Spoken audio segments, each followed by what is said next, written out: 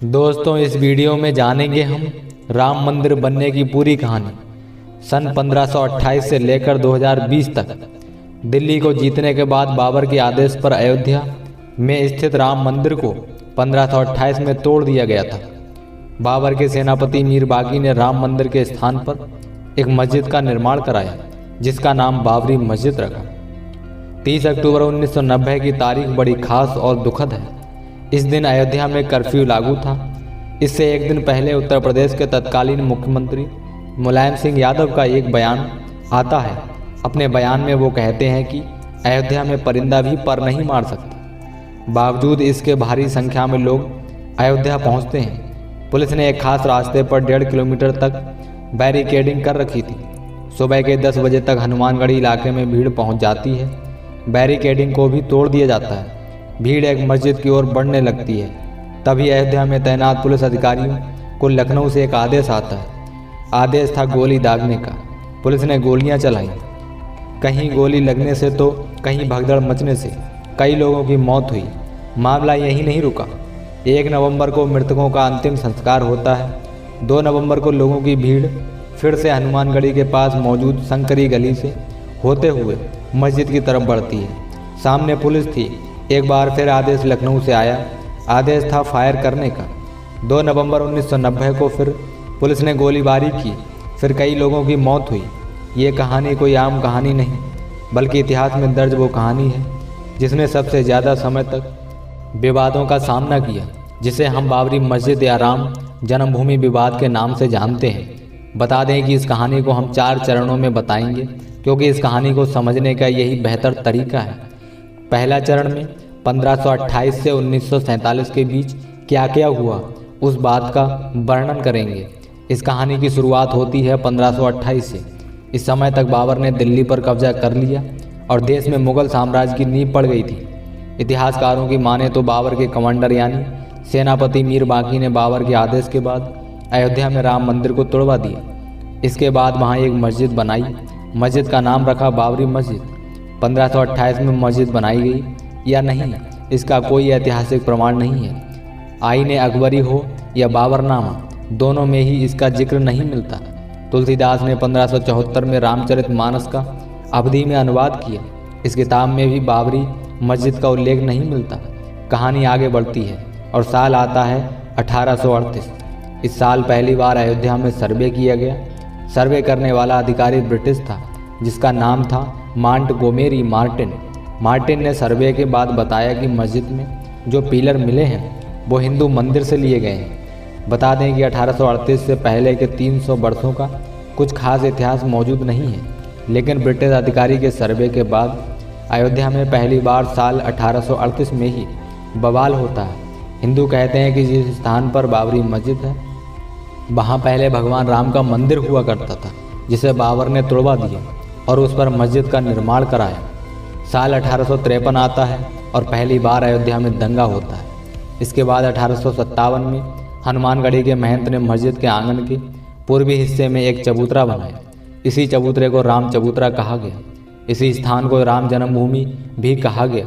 विवाद बढ़ा तो इसके विरोध में मौलवी मोहम्मद असगर ने जिला मजिस्ट्रेट के सामने अर्जी लगाई। पहली बार साल 1859 में मजिस्ट्रेट के आदेश के बाद मस्जिद में एक दीवार खड़ी कर दी जाती है। इस तरह भीतरी हिस्से में मुसलमानों को इबादत और बाहरी हिस्से में हिंदुओं को पूजा करने की अनुमति मिली। अब साल आता है 1885। निर्मोही अखाड़ा के महंत रघुवर दास ने राम चबूतरे की कानून हक लेने के लिए कोर्ट में अर्जी डाली। इस जगह उन्होंने मंदिर बनाने को लेकर कोर्ट से मांग की। इस याचिका में चबूतरे वाले स्थान को ही राम जन्मभूमि बताया गया था। यह अर्जी साल 1886 में खारिज कर दी जाती है। अब कहानी सीधा पहुंचती है साल 1934 में। अब सवाल ये उठता है कि 1886 से 1934 तक क्या हुआ। इस दौरान कई दस्तावेजों ने यह दावा किया कि अयोध्या में कई मंदिरों को तोड़ा गया और उस पर मस्जिदों का निर्माण हुआ। उनमें से एक राम मंदिर भी था। साल 1934 में अयोध्या में सांप्रदायिक दंगे हुए। लोगों ने बाबरी मस्जिद के कुछ हिस्से को ढहा दिया। मस्जिद के टूटे हुए हिस्से को अंग्रेजों ने ठीक कराया। साल 1944 में वक्फ बोर्ड की तरफ मस्जिद को सुन्नी प्रॉपर्टी घोषित कर दी जाती है। सुन्नी प्रॉपर्टी इसलिए क्योंकि बाबर सुन्नी मुसलमान था। 1947 से 1980 के बीच क्या क्या हुआ, आइए इस बात को हम विस्तार से जानते हैं। साल 1947 में देश आज़ाद हुआ। बंटवारे का जख्म ताज़ा था। हिंदू और मुसलमानों के बीच नफरत इस समय पक्के तौर पर थी। आज़ादी के बाद राम मंदिर की मांग जोर पकड़ती है। दिसंबर 1949 में अयोध्या में 9 दिनों के रामचरितमानस का पाठ का आयोजन किया जाता है। इस आयोजन में गोरखनाथ मंदिर के महंत दिग्विजय नाथ भी शामिल थे। 22 और 23 दिसंबर की रात मस्जिद में भगवान राम की मूर्तियां मिलती हैं। आरोप हिंदुओं पर लगता है। कहा गया कि उन्होंने मूर्तियों को विवादित स्थान पर रखा। 23 दिसंबर की सुबह मस्जिद में रामलला की पूजा शुरू हो जाती है। हिंदू वहां पूजा और दर्शन करने पहुंचते हैं तो मुस्लिम वहां विरोध करने पहुंचते हैं। मामला फिर कोर्ट में पहुंचता है। ये वो समय था जब देश में संविधान लागू नहीं हुआ था। संविधान की धर्मनिरपेक्षता अब तक तय नहीं की जा सकी थी। इस दौरान प्रधानमंत्री जवाहरलाल नेहरू ने बयान दिया और कहा कि जो हुआ वह गलत हुआ। किसी भी धार्मिक स्थान को कोई हथिया नहीं सकता। एक किस्सा है नेहरू और उस समय के फैजाबाद के जिलाधिकारी के नायर का। दरअसल नेहरू के नायर को खत लिखते हैं। वो मस्जिद से मूर्ति हटाने, पहले जैसी यथास्थिति बनाने का आदेश देते हैं। के नायर इस आदेश को नकार देते हैं। अपने खत में वो नेहरू को जवाब देते हुए लिखते हैं कि यहाँ स्थिति गंभीर है, दंगे या हिंसा हो सकती है। नायर के खत को पढ़ने के बाद नेहरू फिर एक खत लिखते हैं। यह चिट्ठी नायर के पास 27 दिसंबर 1949 को आती है। नेहरू लिखते हैं आदेश का पालन किया जाए और यथास्थिति बनाई जाए। इसके जवाब में नायर ने नेहरू को खत लिखकर सुझाव दिया, जिसमें उन्होंने कहा कि इस मामले को अदालत को दे दिया जाए। जब तक अदालत का फैसला नहीं आता तब तक मस्जिद में रखी गई मूर्ति के वहाँ एक जालीनुमा गेट लगा दी जाए। नेहरू ने इस सुझाव को स्वीकार कर लिया। इसके बाद मामला कोर्ट पहुंचा। 29 दिसंबर 1949 को कोर्ट ने बाबरी मस्जिद को पहली बार विवादित स्थल घोषित की। इसी के बाद से बाबरी मस्जिद के लिए विवादित ढांचा जैसे शब्दों का प्रयोग होने लगा। कोर्ट के आदेश के बाद मस्जिद के बाहर ताला लग गया। 16 जनवरी 1950 को गोपाल सिंह विशारद सिविल केस फाइल करते हैं। वो कोर्ट से मांग करते हैं कि हिंदुओं को पूजा की अनुमति दी जाए और मूर्तियों को उस जगह से न हटाया जाए, लेकिन कोर्ट ने इस अपील को खारिज कर दी। साल 1959 में निर्मोही अखाड़ा एक बार फिर पिक्चर में आता है। निर्मोही अखाड़ा कोर्ट पहुंचता है। अखाड़े ने इस बार केवल राम चबूतरे की ही नहीं बल्कि पूरे 2.77 एकड़ जमीन का हक कोर्ट से मांगा। इसके 2 साल बाद सुन्नी वक्फ बोर्ड ने भी कोर्ट में केस दायर किया। वक्फ ने मुस्लिमों का पक्ष रखते हुए केस फाइल किया और कहा कि यहाँ पहले मस्जिद थी और अब भी मस्जिद है। इसके बाद अगले 20-25 साल तक कोर्ट में केस चलता रहा। 1980 से 1990 के बीच क्या क्या हुआ, आइए विस्तार से जानते हैं। अब साल आ गया 1980 का। भाजपा जनसंघ से अलग हो गई थी। भाजपा ने खुलकर हिंदू संगठनों और राम मंदिर का समर्थन किया। हिंदू संगठन एक्टिव हो जाते हैं। मांग उठती है कि बाबरी मस्जिद के स्थान पर राम मंदिर का निर्माण किया जाए। साल 1984 में धर्म संसद का दिल्ली में आयोजन किया गया। विश्व हिंदू परिषद नेता अशोक सिंघल ने रथ यात्रा निकालने की बात कही, लेकिन इसके 6 महीने बाद ही इंदिरा गांधी की हत्या हो जाती है। रथ यात्रा को टाल दिया गया। इंदिरा की हत्या के बाद राजीव गांधी कमान संभालते हैं और प्रधानमंत्री बनते ही राजीव के लिए 2 अहम चुनौतियां थीं। पहली कि राम मंदिर के मुद्दे पर क्या रुख होना चाहिए और दूसरा कि हिंदू संगठनों की लामबंदी पर कंट्रोल कैसे किया जाए।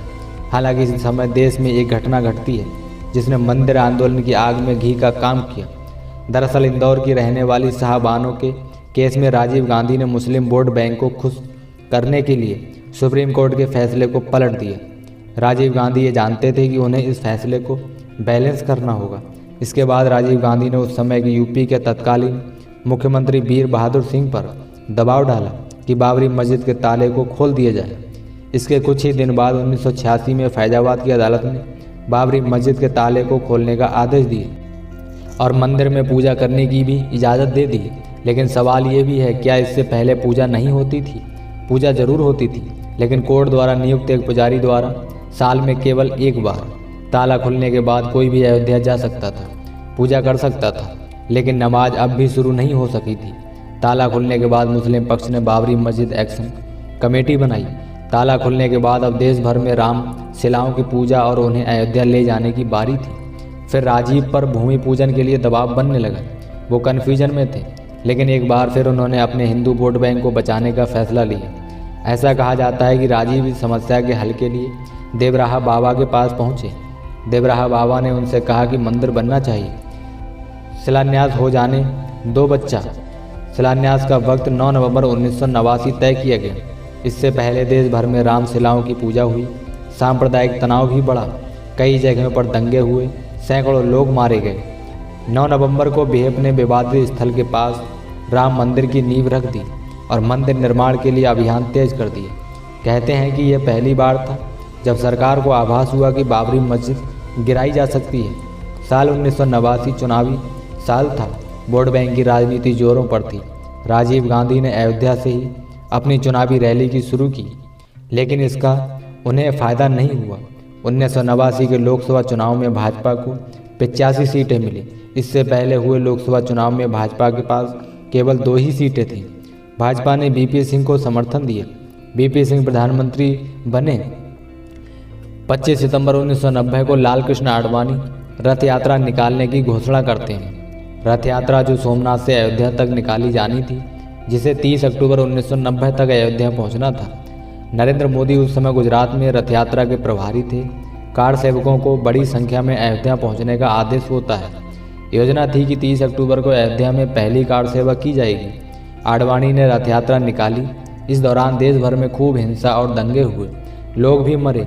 23 अक्टूबर को आडवाणी की रथ यात्रा बिहार के समस्तीपुर पहुंचती है। बीपी सिंह के आदेश पर तत्कालीन बिहार के मुख्यमंत्री लालू प्रसाद यादव ने रथ यात्रा को रुकवा दिया। आडवाणी को गिरफ्तार कर लिया गया। गिरफ्तारी की यह जानकारी दिल्ली पहुंची तो अटल बिहारी वाजपेयी ने बीपी सिंह की सरकार से समर्थन वापस खींच लिया। केंद्र की बीपी सिंह की सरकार गिर गई। 30 अक्टूबर 1990 तक देश भर से भारी संख्या में कार सेवक अयोध्या पहुंचते हैं। इस दिन अयोध्या में कर्फ्यू लागू था। तमाम प्रतिबंधों के बावजूद कार सेवकों की भारी भीड़ वहाँ इकट्ठा होती है। हालात हिंसक बन जाते हैं। कार सेवक मस्जिद पर चढ़कर केसरिया ध्वज फहरा देते हैं। तभी लखनऊ से अयोध्या के पुलिस अधिकारियों को एक फ़ोन आता है। ये फ़ोन था यूपी के तत्कालीन मुख्यमंत्री मुलायम सिंह यादव का। उन्होंने कार सेवकों पर गोली चलाने का आदेश दिया। पुलिस ने आदेश का पालन किया और गोलियां चला दी। कई कार सेवक मरे, कोई गोली से तो कोई भगदड़ की चपेट में आकर।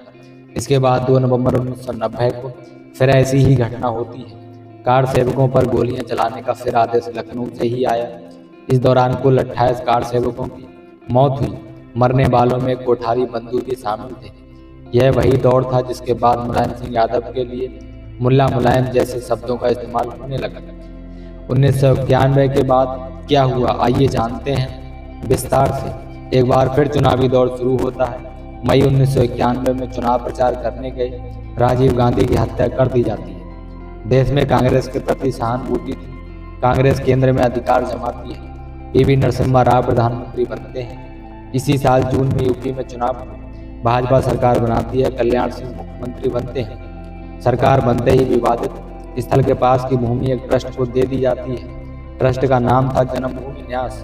इस जमीन पर पहले कई मंदिर और आश्रम थे।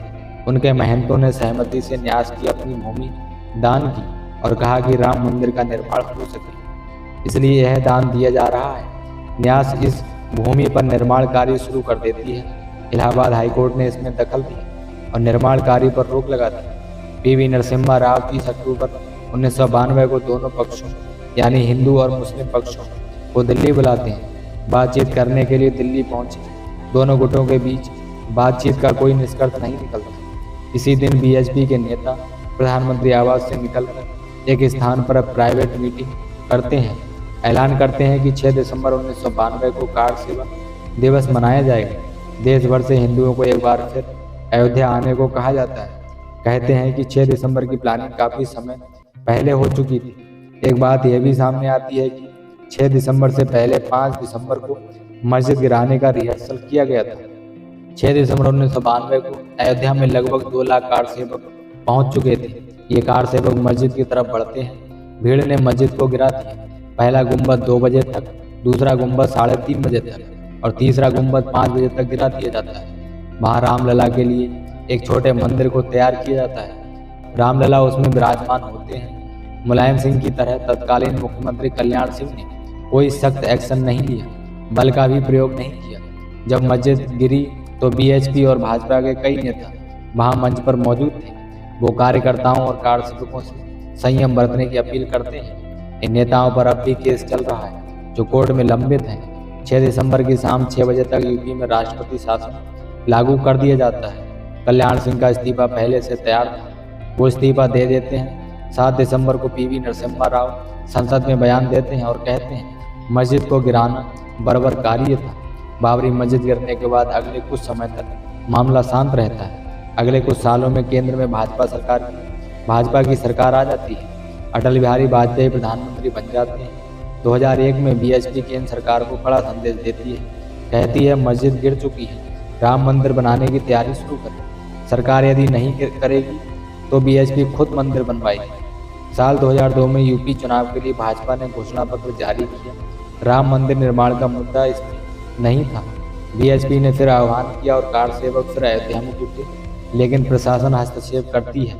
इस दौरान कार सेवक जब लौट रहे थे तो गोधरा की एक ट्रेन में आग लगा दी जाती है, जिसके बाद कई कार सेवक व अन्य लोग जलकर मर जाते हैं। परिणाम स्वरूप गुजरात में भीषण दंगे होते हैं। देश में माहौल खराब हो चुका था।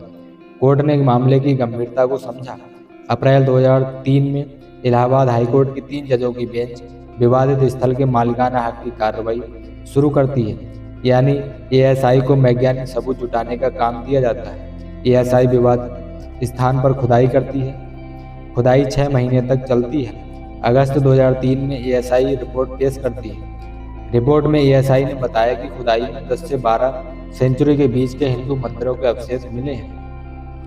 पिलर, ईंटें, शिलालेख और अन्य चीजें मिली हैं। पहली बार विवादित स्थल से जुड़े वैज्ञानिक सबूत मिलते हैं। मामला कोर्ट में चलता रहता है। 30 सितंबर 2010 को इलाहाबाद हाईकोर्ट ने अनोखा फैसला सुनाया।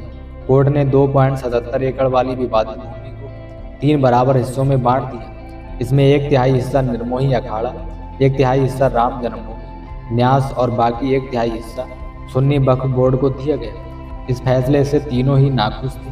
साल 2011 में पहली बार तीनों ने सुप्रीम कोर्ट का दरवाजा खटखटाया। जनवरी 2019 में अयोध्या केस की सुनवाई के लिए 5 जजों की संवैधानिक पीठ बनाई गई। इसकी अध्यक्षता कर रहे थे चीफ जस्टिस रंजन गोगोई।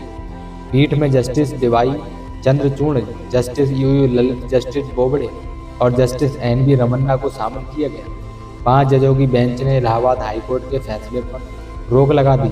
9 नवंबर 2019 को ऐतिहासिक फैसला आया। इस फैसले ने राम मंदिर के 492 साल पुराने संघर्ष पर विराम लगा दिया। बेंच ने सर्वसम्मति से फैसला लिया और एएसआई की साइंटिफिक रिपोर्ट का हवाला दिया तथा 2.77 एकड़ पूरी जमीन जो विवादित थी वह रामलला विराजमान को दे दी गई। सरकार को आदेश हुआ कि राम मंदिर निर्माण के लिए ट्रस्ट बने। सुन्नी वक्फ बोर्ड को अयोध्या में किसी और स्थान पर 5 एकड़ जमीन देने का भी आदेश हुआ। 5 फरवरी 2020 को राम जन्मभूमि ट्रस्ट को मंजूरी मिली। 5 अगस्त 2020 को प्रधानमंत्री नरेंद्र मोदी अयोध्या पहुंचते हैं, राम जन्मभूमि का पूजन और शिलान्यास करते हैं। अंत में 22 जनवरी 2024 को रामलला की प्राण प्रतिष्ठा होने वाली है। प्रधानमंत्री नरेंद्र मोदी खुद इस कार्यक्रम में मौजूद रहेंगे। राम जन्मभूमि के संघर्ष की कुछ ऐसी थी 492 साल तक चली कहानी।